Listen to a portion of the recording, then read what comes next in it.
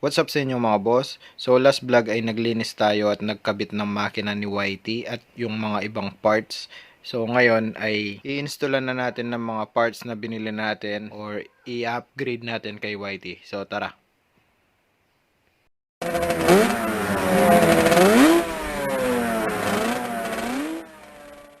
So ayan mga boss, i-install na natin yung tapalodo niya or yung tapalodo at saka yung ibang mga parts kagaya ng wiring at yung gas tank niya.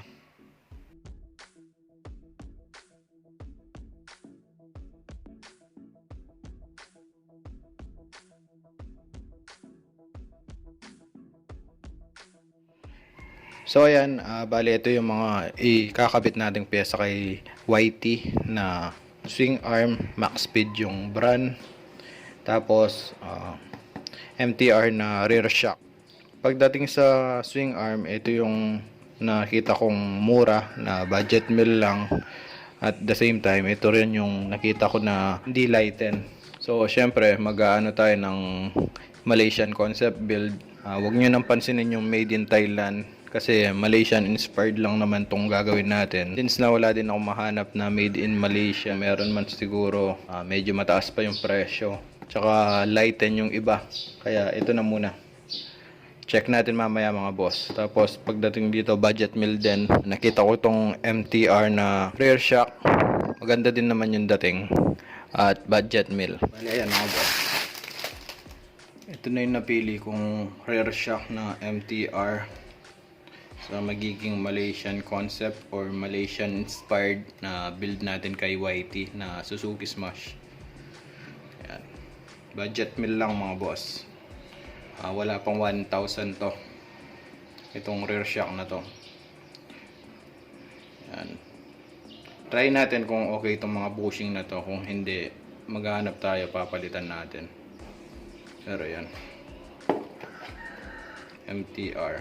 Parang yung style niya is kung mamahalin na shock. Pero wala man 1K to. Tapos itong max speed na swing arm pang wave na plus 2 V2 daw dito. Tapos silver prototype V2 plain. Yan. Siyempre plain lang yung nahanap natin kasi pandi-daily natin. Ayan, plus 2. Diba, napaka solid.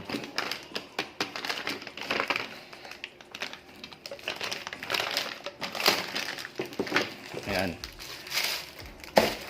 So ngayon, install na natin kay YT. So, ta-timelapse ko na lang. Tara.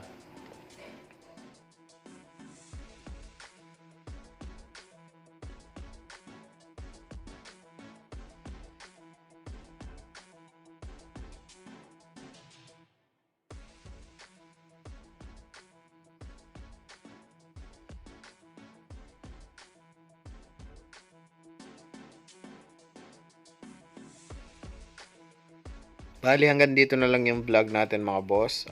Kita-kits sa susunod na vlog always. Ride safe.